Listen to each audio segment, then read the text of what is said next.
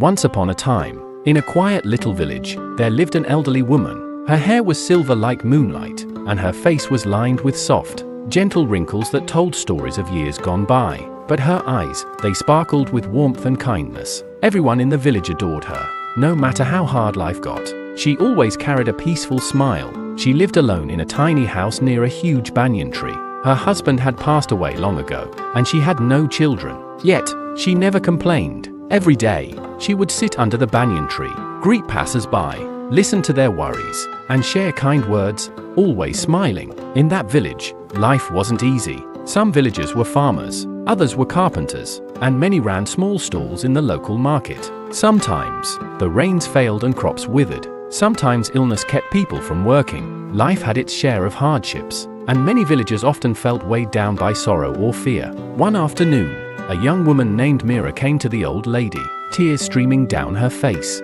"I don't know what to do," she sobbed. "My husband has gone to the city to look for work. It's been weeks, and there's no news. My children are hungry, and I'm so scared." The old lady looked at Meera with calm, loving eyes and gently said, "Come, sit beside me, dear. Now, tell me, what do you think will happen?" Meera wiped her tears and replied, "I keep thinking the worst. What if he doesn't find a job?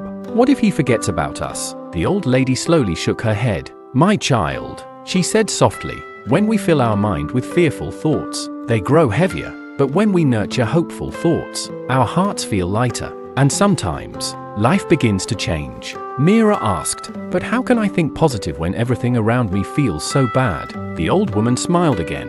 "Let me tell you a story." Meera leaned in, curious. Long ago, there was a man who had lost everything: no food, no money, no family. He sat beside a river, crying. An old woman passing by saw him and asked, "Why do you weep?" The man said, "I have nothing. How can I be happy?" The old woman replied with a smile, "But look, you have the river, the trees, the sun, and the sky. The world is still full of beauty. If you only focus on what's missing, you'll never find peace. But if you look at what you do have, you'll start to feel hope."